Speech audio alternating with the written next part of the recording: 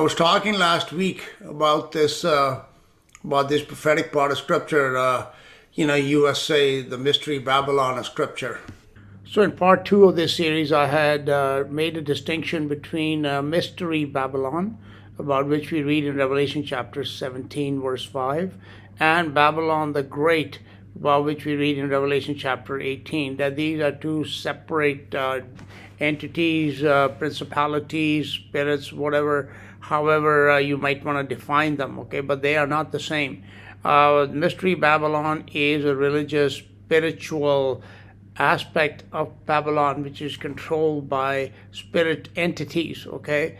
And then Babylon the Great is the economic, financial, political, natural manifestation of that which is controlled by spiritual Babylon. So Babylon the Great is the kingdoms of the earth.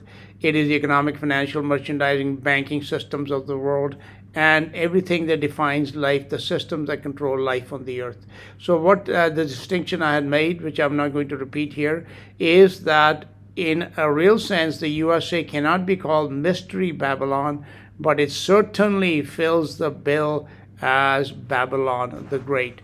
So we had concluded that Babylon could be compared to a person with a spirit, soul, and body, that it has a spirit and a soul which is based in Europe, but the body, which is the natural visible part of Babylon, is definitely headquartered and centered in the USA at the present time, and it has been in different parts of the world at different points in history, and it will shift one more time, I think, or maybe a couple of more times before the end comes, before we get to that part of Revelation chapter 18, verse 2, Babylon the Great is fallen, and this fall of Babylon is not going to be a singular event. It will be something which is going to transpire over a period, a number of years of the tribulation, in which the systems, especially the financial, banking, monetary, economic systems, are going to be dismantled and destroyed. So the end of Babylon begins with a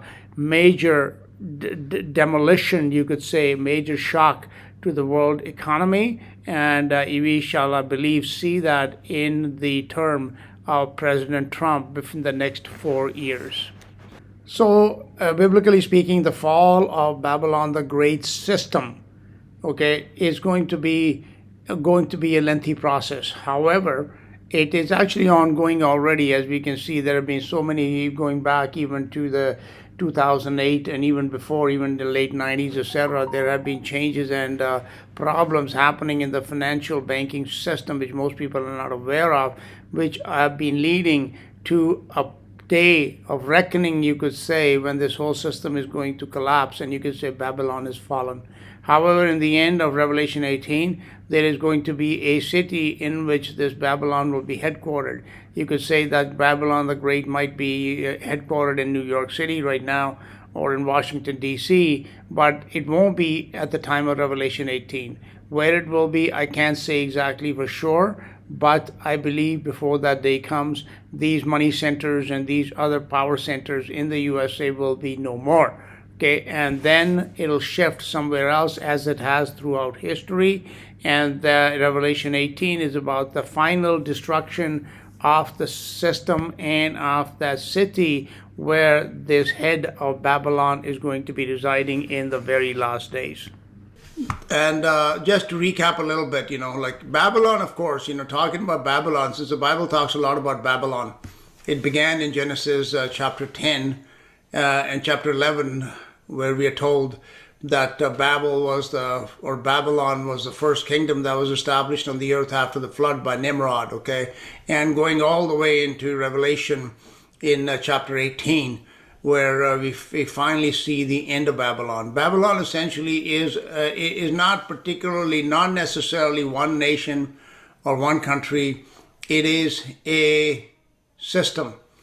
It is the god of this world, we are told, is Satan, and he has, of course, established systems that control life on this earth, particularly the system of economics, of money, finance, banking, etc., and that is in turn controls all the corporations, the militaries, the politics, the politicians, and the people, so-called the powers that be, are controlled through this system of money and commerce. So that is ultimately what Babylon is. However, like I said, there is one component of it, which is, of course, a military component, which is a very important one. And that we shall read as we read more about Babylon, that in this year, especially in Jeremiah 50:23, where Babylon of the last days is called the hammer of the whole earth. And that is the military role of Babylon, which is a very important and significant one. And that is what we have been talking and discussing.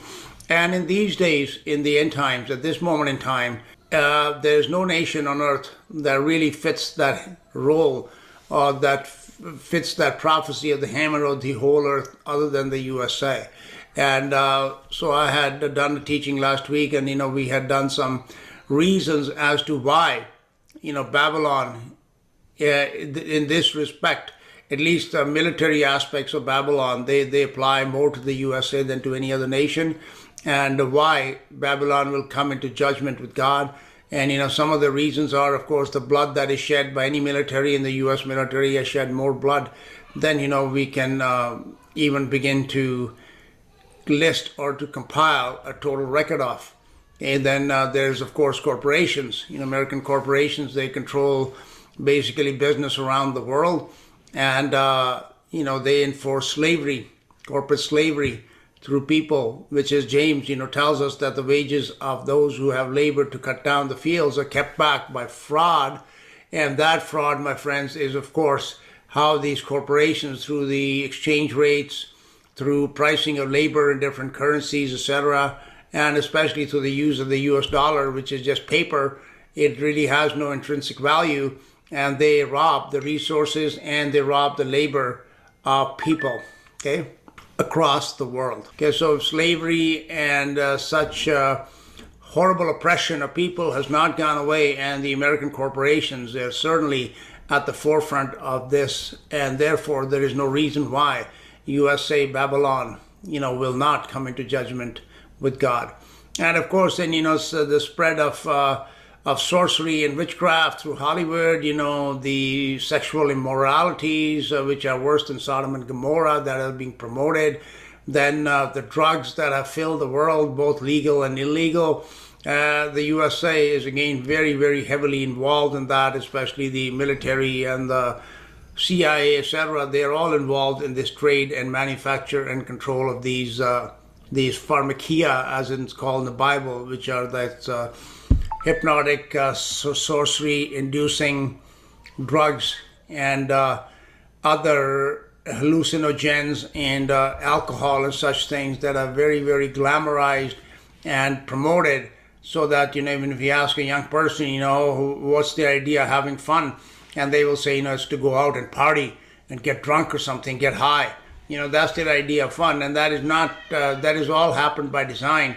That has been done, and it has been especially heavily promoted through Hollywood and such things, and very readily available drugs in any city in pretty much in the Western world for sure.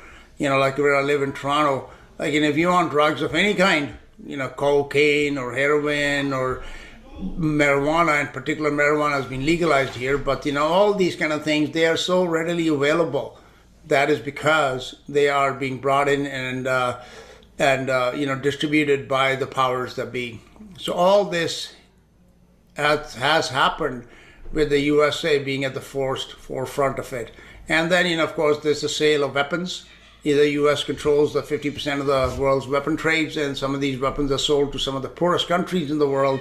And what do? They go around to killing each other using these weapons, and where they don't even have food to eat, but they sure have bullets to feed their own people.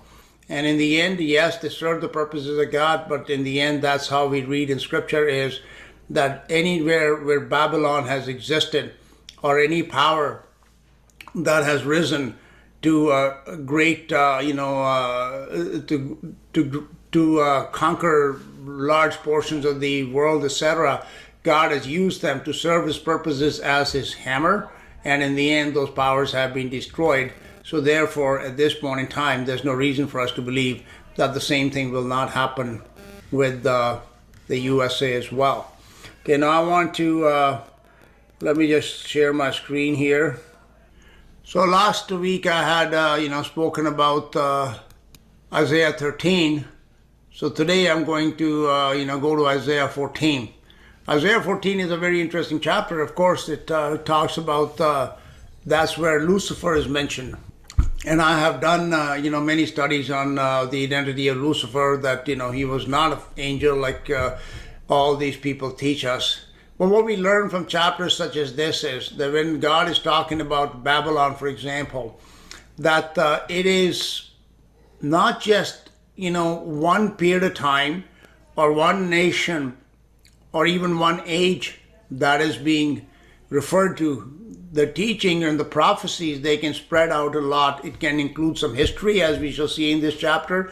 It can also be speaking about what's going to happen in the future. And it is going to talk about the time when the prophet was writing and those nations and those powers that existed at that time. So we have to learn how to, see what is in the past, what might have been in the present at that time, and what is being taught to us as being in the future. But again, what we will learn is that where this Babylon is mentioned is that there are certain characteristics that are there that Babylon is going to have in common, whether it was the Babylon of Lucifer, or it was the Babylon of Nimrod, or it is the Babylon USA. One of the, of course, the what they have in common is that they exert power over the whole earth. Okay, this is something which again I talked about last week, so I'm not going to repeat it. How, through the use of the dollar and their military, the U.S. Having bases in some 200 odd countries, or a military presence in 200 countries around the world, they exercise power over the whole earth. Okay, so let's begin reading about from Isaiah 14:1. It says, "For the Lord will have mercy on Jacob, and will yet choose Israel, and set them in their own land, and the strangers shall be joined with them, and they shall cleave to the house of Jacob. And the people shall take them, and bring them to their place, and the house of Israel shall possess them in the land of the Lord for servants and handmaids. And they shall take them captives, whose captives they were, and they shall rule over their oppressors." So now, I want to give you some understanding here that this world is always divided into two groups. One is Israel and one are the Gentiles. Okay, that's it. And by Israel, we do not necessarily mean the Israel that is a physical descendant of the man Israel, of Abraham, Isaac, and Jacob, as we are told in the Bible. Okay, Israel, as we read in the New Testament, is they are not all Israel that were of Israel, but Israel are those people who believe in Jesus Christ, or the people that are chosen and called of God. So God has divided this world into two groups, let's say Israel and Gentiles, or you can call them sheep and goats. Okay, so everything that God does is for his people, which are Israel, that he is going to, how he is going to use the goats that are around them to shape them, to mold them, to chastise them if needed, so that they can become worthy and in the end be fit to be his sons and his daughters, to have a place in his kingdom. So that's what we're reading here, is that, that in the end, God is going to restore Israel. Okay, and again, a lot of these evangelicals, they talk about, the Israel, the nation of Israel in the Middle East. No, that is not what it applies to. It applies to all of the people of God, whether they ever were in Israel or not, whether they ever came from, physically descended from Israel or not, it doesn't matter. Israel is the people that God has chosen to be his heirs and his sons and his family. Okay, so this is what we're reading here, that this is the restoration of Israel. That is the end goal, and it will be accomplished. It will happen first in the millennial reign of Jesus Christ. That is, kings and priests will reign and rule with him. Those are his Israel. That 1,000 years is going to come. And then, of course, that'll be followed by the eternal kingdom, where everyone that is written in the book of life will be, which is the true Israel of God. They will all be in his kingdom and will rule and reign with him. And all these other people, the so-called Gentiles, okay, and by Gentiles I mean this would be the people that are the oppressors, the people that are the persecutors, Okay, the people that are used by God for the evil that is found on this earth. That's what I mean. I don't mean necessarily as a racial distinction. No, it could be many of these so-called Gentiles or these goats. They could actually be children of Jacob or from descended from Abraham. So that doesn't matter. The physical lineage is not important. It is their spiritual, who they belong. So the purpose of studying Isaiah 14 in regard to Lucifer and Babylon in this study is to understand that Babylon, like I said, it has different aspects to it. It's got a religious component, a spiritual component.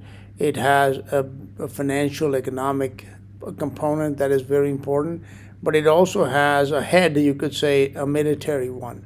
And this chapter really reveals Babylon as a military power. Lucifer was a military leader, and therefore, as we understand the military might of that empire that existed under Lucifer in those days, we come to see the same parallels here between the might of the USA as a military power on the earth today. It can very much be compared to the Babylon of Lucifer as it is in the present day. So that is why the USA as a military power is a head of Babylon, the military head of Babylon in this time in the world. So in Revelation 12:3, among other scriptures, we can read about a seven-headed dragon. And there appeared another wonder in heaven, and behold, a great red dragon having 7 heads and 10 horns and 7 crowns upon his heads. So Babylon, of course, is powered by the dragon, the serpent, Satan. And these heads, they represent various powers of Satan that or various systems that define life on this earth for most people. One, of course, like we talked about in Revelation 17, is the spiritual religious system of religion, false religion, worship of anything and everything other than the Creator, whose name alone is Jehovah, other than God, okay? And then, of course, we have the economic financial system, which is another major head, the banking systems. Then there is the military head, okay? This is a very important one as well. And as we study the story of Lucifer, we can see that he turned the whole earth into a wilderness. So one of the powers that is exercised by the military head of Babylon is that it acts as the hammer, and it breaks and it destroys. Lucifer did it, and since then many other heads of Babylon, even like Nimrod and the pharaohs, the Nebuchadnezzar the king, and many others have come and gone that have also acted as the hammer. In this day, this is the reason why we talk about the USA as the hammer of the earth, is because the USA has certainly, especially in the past, century, and then since then, has been, has marched across the earth in different parts, in different areas, and it has hammered and broken in pieces many different nations, countries, peoples. It's been done more than any other race or religion or culture or caste or country. And therefore, the only one that qualifies to be a hammer of the earth in this time is the USA. Okay. And secondly, these 7 heads, of course, there is the head of media, information, education, entertainment. All these are various heads of Babylon. But in these here, the religious head, the financial head are the most important ones, because ultimately the military is also financed by the bankers, who are controlled by the religious spiritual head. Now let's get back to our study of Isaiah chapter 14, which study I first did back in 2022. And now in 2025, I'm updating it and adding to it as we once again study this important topic of Babylon in the last days. So let's call them sheep and goats, let's say, not even just, because people are going to get confused with this Israel and Gentiles. So that is the 2 groups that God looks upon this world as. They are his sheep, or they are the goats. Okay, there's no third group. It's like dark or light, good or evil, as we read in Genesis. Life or death. That's it. So those are the two, the absolutes, God or the devil. So God's people or the devil's people. So the devil's people are Babylon. That's what they are, and they are used by God to, in many cases, to even afflict his own people, to cause suffering to them, because in the end, God is going to use that suffering to shape and mold his people, to transform them into the image of Christ. So, okay, let's go to Isaiah 14:3. And it shall come to pass in that day, the Lord shall give thee rest from thy sorrow and from thy fear and from the hard bondage wherein thou was made to serve. Okay? So God has purposed that in this world, like Jesus said, you're going to have tribulation, that, you are going to have persecution. We are told that it is going to happen. So, of course, where there is oppression, there has to be an oppressor. Where there's persecution, there have to be persecutors. So that is who Babylon is. Thou shalt, like I told you, even through this corporate world, banking world, they oppress and persecute people around the world by the millions, possibly in the billions. Okay? That thou shalt take up this proverb against the king of Babylon and say, how has the oppressor seized the golden city seized? Okay? So this is again now prophesying the end of Babylon at the very end, which will come in Revelation 18. And this golden city, it is not necessarily just said one city. It is something that shifts geographically speaking. Like in the days of Nebuchadnezzar, of course, there was a Babylon that existed in the Middle East. And then, it shifted to Persia and then to Greece and Rome and such places. And now to places like London and New York. All these places are different. So, it is basically means the golden city is, of course, in the end, there will be one city for sure at the time of Revelation 18. But right now, the evil is spread around the world. There are some major centers that are controlling it more than anywhere else. But this evil is across this earth right now. The Lord has broken the staff of the wicked and the scepter of the rulers. Okay. And again, like you said, the God of this world is Satan, and he has a kingdom and he has subjects that run this world, that are given power and wealth and money and, what they are called the highly esteemed, the elites, etc. But again, the Bible says, things that are highly esteemed in the world, they're an abomination to him. So this is what is spoken, that the time is going to come. Now we are going to go into the story of Babylon, and some of this applies to the Babylon that existed in the time of Jeremiah and Daniel, that was later on destroyed, especially in the time of Daniel the prophet, when it was conquered by the Medes and Persians. But this we shall see, it applies, God is going to take us back to one of the first Babylons, I believe, which was the kingdom of Lucifer, that was on this earth, that covered the whole earth. Okay. He said, he who smote the people in wrath with a continual stroke, he that rules the nations in anger is persecuted, and none hindereth. Okay. So again, if this applies to the USA, then you shall see that the day will come when the nation that has ruled other nations in anger, and people think, that the US is a very benevolent nation, that the opposite is true. Everything in this world, the way it's presented, take the opposite to be the truth. If somebody is said to be good, you can be sure that they are evil. Okay? Anything that is promoted, any person that is promoted, oh, look at this guy, he's such a good philanthropist. Philanthropy means love of man. You can be sure that that person is a hater of man, not a lover of man. And that is the truth of the USA as well, that it does rule the nations in anger, and it persecutes, and it will itself be destroyed and itself be persecuted, and that time none will hinder it. The whole earth is at rest and is quiet. They break forth into singing. Yea, the fir trees rejoice at thee, and the cedars of Lebanon, saying, since thou art laid down, no feller is come up against us. This story here from 14:7, I believe, all the way unto verse, at least to the verse 17, 18, it refers to Lucifer. This is the time. So, I'm going to talk about Lucifer a little bit too, just because people have such a misunderstanding, and all these lies that have been told them, that he was a man, that he was in heaven and all this kind of stuff. No, okay, we shall see that this was he was an angel, but we shall see that he was very much a flesh and blood person that was on the earth, okay? Since thou art laid down, no feller is come up against us. This is an interesting word here used, feller, which is one of the meanings of the word giant in Genesis 6:4. Okay, it's I'm not gonna go into it here, but it talks about a time, I suppose, which you can, a lot of people also talk about, where like the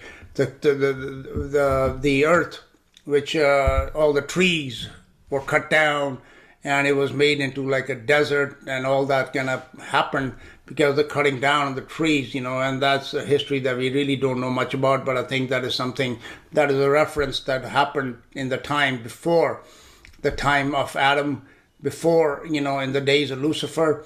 We read about in Genesis 1:2, then the earth was without form and void, and darkness was upon the face of the deep. And I believe that this whole earth had been totally been made into a wilderness, as we shall see. And that happened through this, the Babylon of Lucifer in those days. Hell from beneath is moved for thee to meet thee at thy coming. It stirreth up the dead for thee, even all the chief ones of the earth. It has raised up from their thrones all the kings of the nations. This gives us some kind of glimpse into hell itself, it's... which I don't want to go into it here, because there's so much that we don't know. The creation of God is so complex, and it is so vast that we really don't understand all that exists on here. But it is for sure that there are many levels underneath the earth, okay, below the surface of the earth, in which there exist creatures. I believe some even physical ones, but definitely these spirits and these worlds that exist, worlds of spirit. It is not just a world. There are more than one. At least if it's all the underworld is all classified as hell, and hell itself has many levels, as the Bible speaks to. Talks about the lowest hell, that it has layers and it has levels in it. Okay, so there are, of course, these seems like there are some chief people and there are prominent people even in hell. And that you can also read about in mythology, where I spoke about the other day when we were talking about death, that hell itself is a spirit called Hades, and he rules. He is the ruler of hell. And of course, then, he has other major spirits that are ruling down there with him. So, this is interesting to read about this here, that, that there are all these thrones and kings and all that is that you can find even down there. But again, this is some sort of speculation, so I'm not going to go into it here. All they shall speak and say unto thee, art thou also become weak as we? Art thou become like unto us? And again, people say this is just talking about King Nebuchadnezzar and Babylon in his day. But, King Nebuchadnezzar did not make the earth as a wilderness. As a matter of fact, if you read in the book of Daniel, King Nebuchadnezzar actually repented towards the end of his life, and he became a believer. Okay? So this is definitely not talking about that king. So this is talking about somebody else, and we know who it is. It is talking about Lucifer. All they shall speak and say unto thee, art thou become weak as we? So why are we talking about Lucifer and Babylon, USA? Because you see, this is what Lucifer had. He controlled the whole earth. And when you have that kind of power, what does that power usually do? Then somebody wants more power. Okay? And since he already had all the power on the earth, where was he going to go get more power from? He wanted to rise up. He wanted to ascend and even take the power of God himself.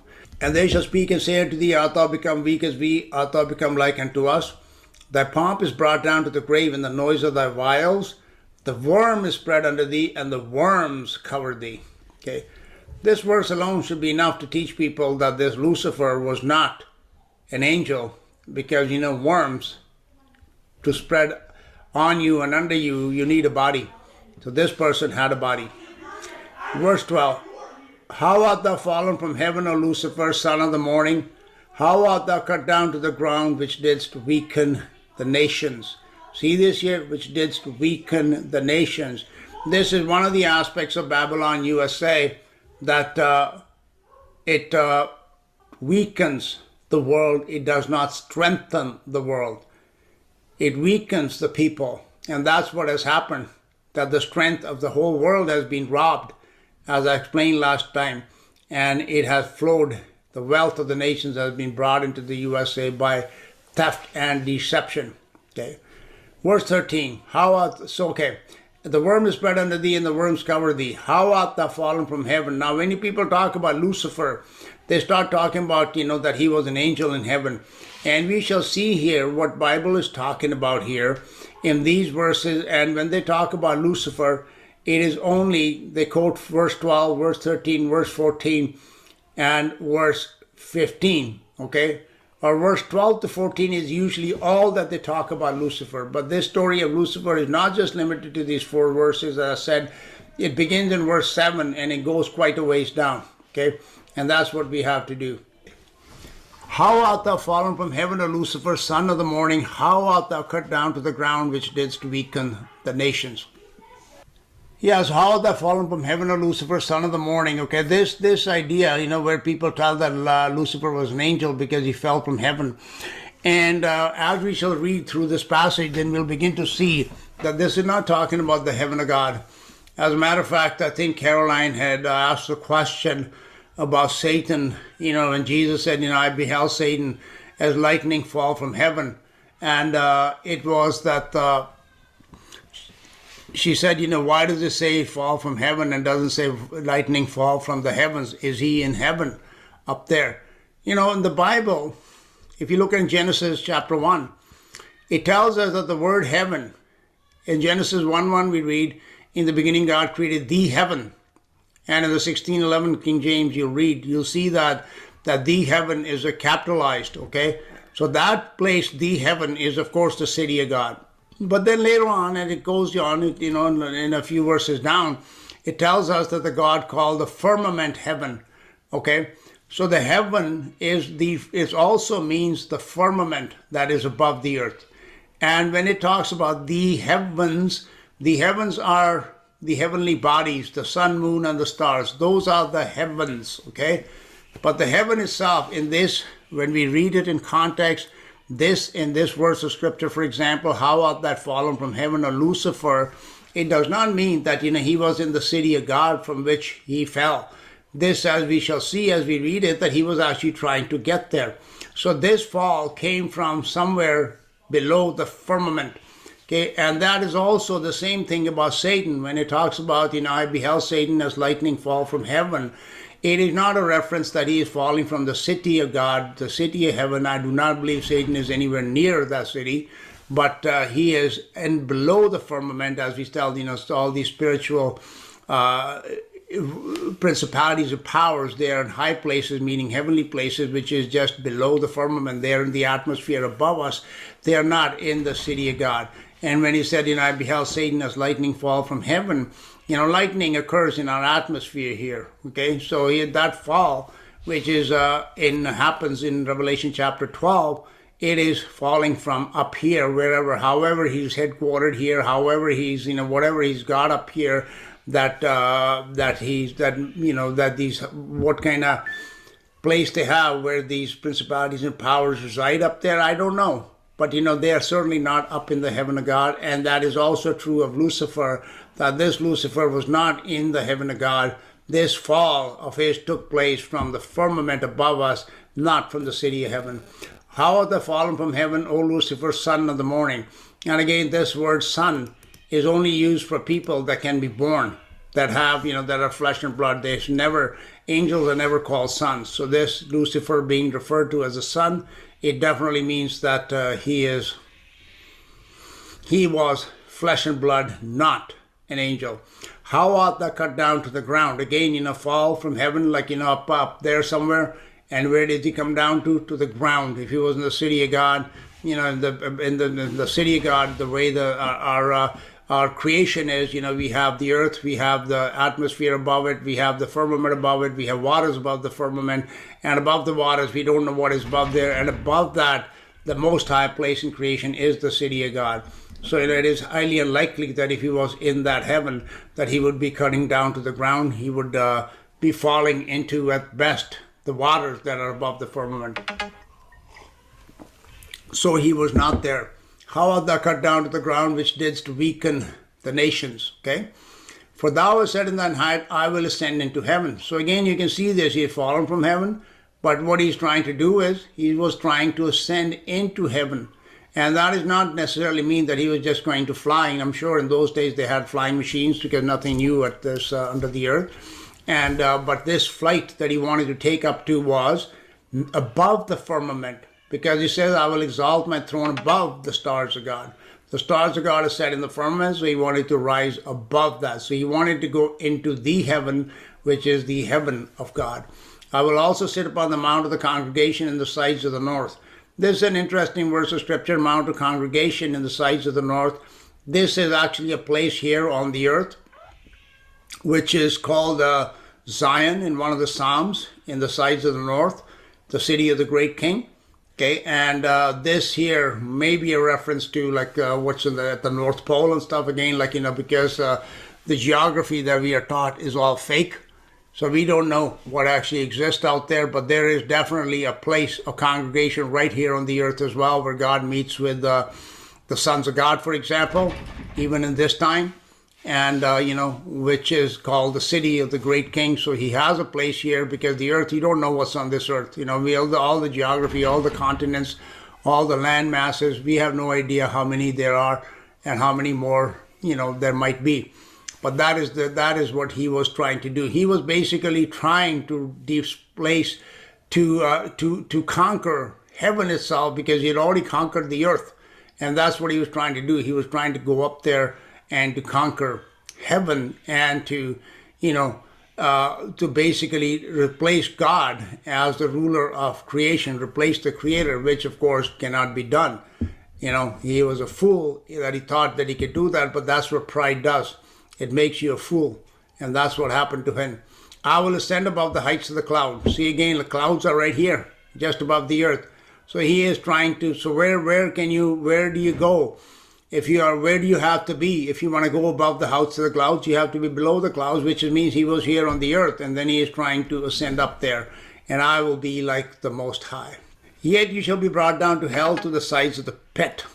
And this is what happens to every Babylon that has ever existed.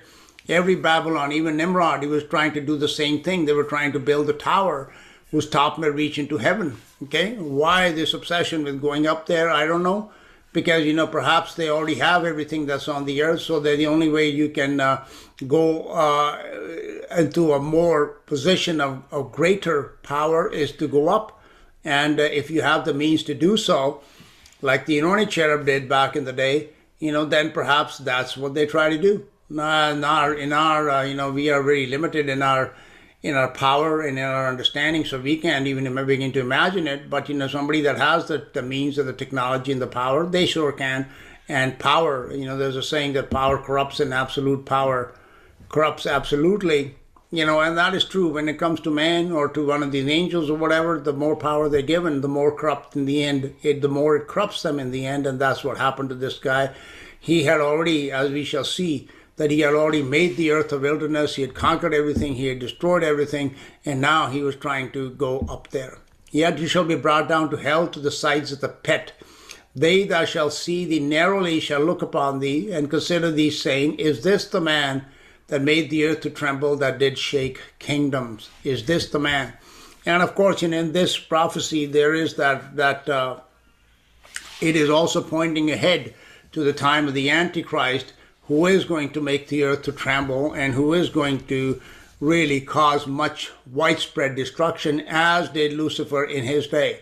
That made the world as a wilderness, and destroyed the cities thereof, that opened not the house of this prisoner. So this here now is also something that the hammer of the whole earth that we read about in Jeremiah 50:23 is going to do.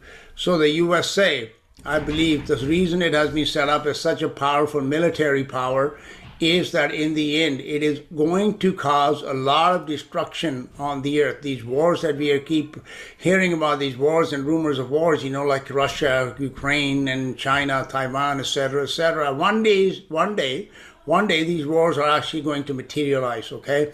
And they're all instigated, they're all planned, they're all, not happening like as a natural kind of event. They are not. They're all done, but again, they are done because it is going to serve the purposes of God. And then it is, I believe, in those wars that are going to come sooner rather than later, which in the end are going to be the downfall of Babylon, USA, as it was the downfall in the end of every Babylon that has ever existed, that made the world as a wilderness and destroyed the cities thereof, that opened not the house of his prisoners. And again, this when people teach you that Isaiah 14 is just about the king of Babylon in the days of the prophets, that is not true, because the kings of Babylon did not make the world a wilderness. Nebuchadnezzar, as a matter of fact, was very proud because he had built such a big empire. He was a builder. He was not necessarily a destroyer. So that does not apply to him. This, of course, applies to Lucifer's Babylon in the past, and also will apply in the future to the Babylon of the future that made the world as a wilderness. And so the U.S. has accumulated so much firepower. One day this firepower is going to be used, and what is going to happen? The world will become as a wilderness, and in the cities of the world are going to be destroyed. All the kings of the nations, even all of them, lie in glory, everyone in his own house. But thou art cast out of thy grave like an abominable branch, as the raiment of those that are slain, thrust through with a sword. They go down to the stones as a pit, as a carcass trodden under feet. In this we shall see that the destruction that is prophesied for the last Babylon is very, very extreme. Okay? Very, very extreme. Thou shalt not be joined with them in burial, because thou hast destroyed thy land and slain thy people. The seed of evildoers shall never be renowned. Prepare slaughter for his children for the iniquity of their fathers, that they do not rise, nor possess the land, nor fill the face of the world with cities. For I will rise up against them, saith the Lord of hosts, and cut off from Babylon the name and remnant and son and nephew, saith the Lord. This is an interesting, observation in here. Nephew. Why? I don't know. We'll find out. I will also make it a possession for the bittern and pools of waters, and I will sweep it with the besom of destruction, saith the Lord of hosts. This is something we don't understand, because we really have not lived through any such times, that the world has seen catastrophic destruction time after time after time. It has been happened on a scale that we can't even begin to imagine. Okay? And this one, that in the last time, what is going to happen, what you see today, all these beautiful cities with big buildings and such things, in the end, by the time Jesus Christ returns, most of this will be lying in rubble. Okay, most of it will have been destroyed. That is the scale on which these events are going to take place. And this is something that happened in the past at the time of Lucifer. So Lucifer's Babylon and the end times Babylon, there is a great deal of parallel between them.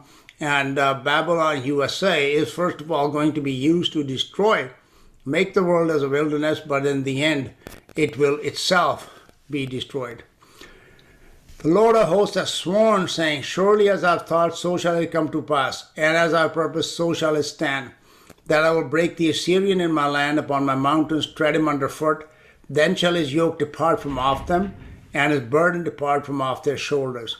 This is the purpose. Look at this year. Now again, this cannot apply to the time of historical Babylon. In verse 26 we read, this is the purpose purposed upon the whole earth.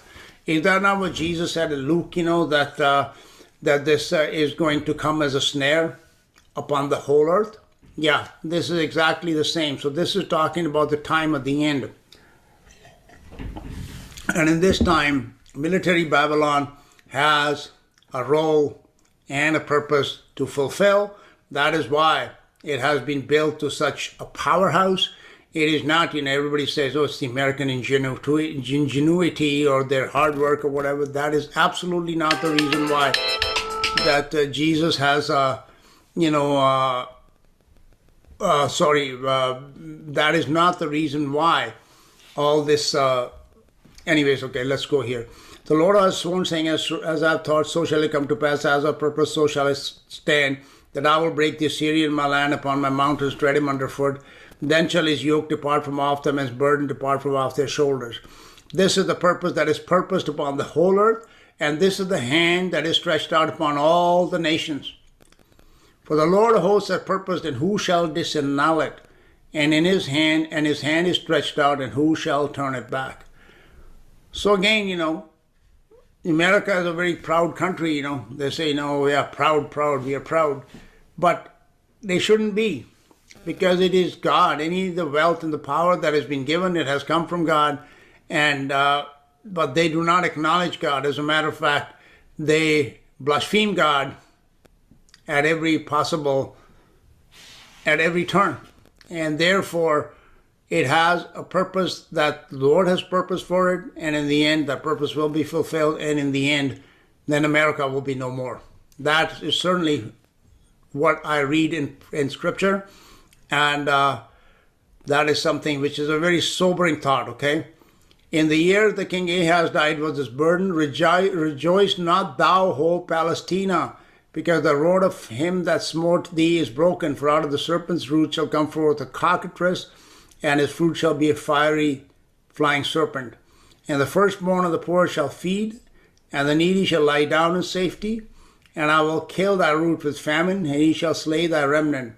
Howl, O gate, cry, O city, the whole Palestina are dissolved, for they shall come from the north a smoke, and none shall be alone in his appointed times. What shall one then answer the messengers of the nation? That the Lord has founded Zion, and the poor of his people should trust in it. So this is how it begins, that in the beginning of this chapter, that it was about the Israel of God, that God is in the end going to, gather together his whole family, and they shall not live in fear. They shall not be tormented any longer. They shall not be destroyed anymore by the destroyer, that is going to happen. And in this, it said, rejoice not thou, whole Palestina. And again, people talk about this as referring to the Middle East and the Palestine. Yeah, of course it is, and that destruction has already happened. But at the same time, Palestine is also, there's places in the USA called Palestine. There's a city in Texas called Palestine. There's one in Illinois called Palestine. There's another one somewhere else called Palestine. So, this again is something that refers to more than just that geographical area of the Middle East. It goes beyond, and when we really start to put the pieces together, then we begin to understand that these prophecies, they, especially of the last days military Babylon, the body of Babylon, it fits only with the USA in this present time and no one else, and therefore everything that is prophesied to happen to it will happen. How exactly it will happen, that is something that remains to be seen, but it is definitely going to happen.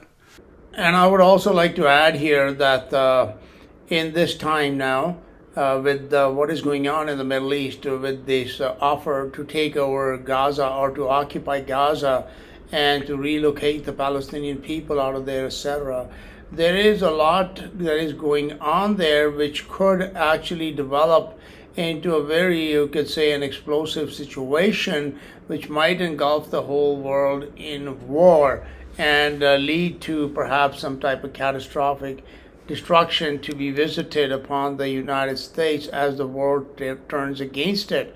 So these are all, scenarios which were not even under President Trump's first term. They were not on the horizon, but they are certainly coming up in these days, which leads me to believe that the time of fulfillment, a lot of these prophecies, even though they may be a couple thousand years old, is now at hand.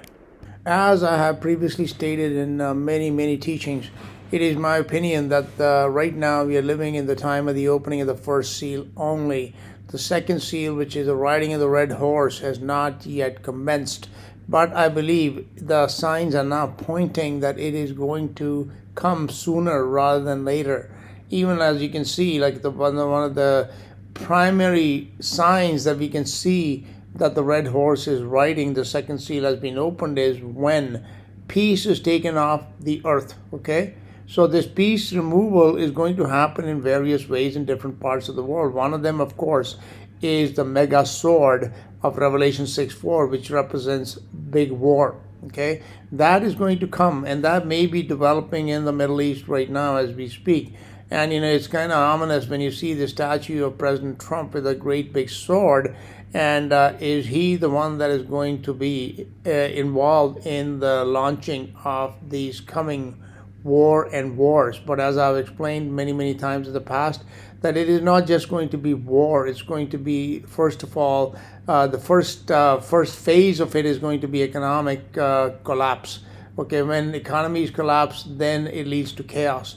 And when chaos comes, then people turn upon each other, and that obviously is a removal of peace. Okay, that is one way that these troubles that are going to come upon the world, they're not just going to be coming through countries fighting with each other. They're going to be internal problems on a bigger scale, where people inside nations are going to turn upon each other, as we saw a few years ago, with those Black Lives Matters and such things that were going on in the United States, for example.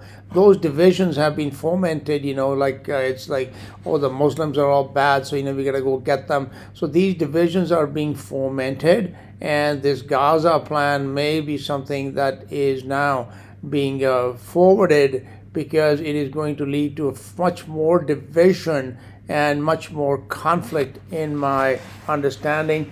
And that, I believe, will lead to the riding of the red horse.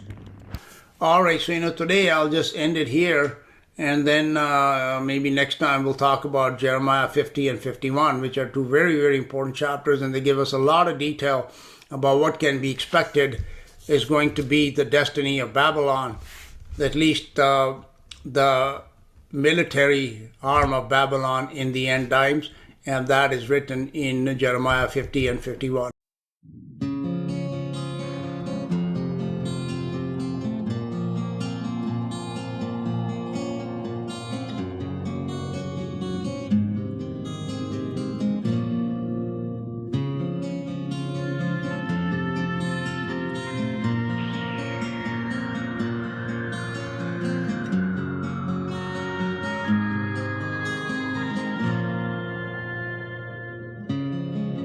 He is coming with the clouds. He is coming with the clouds. He is coming with the clouds.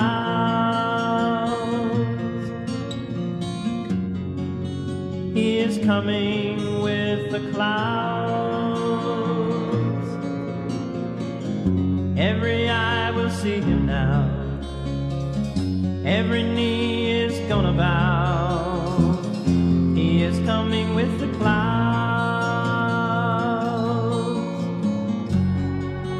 He is coming with the clouds.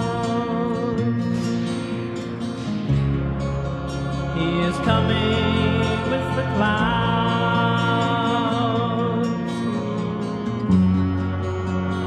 Coming with the clouds. Behold, he is coming with the clouds, and every eye will see him, and all the tribes of the earth will mourn because of him.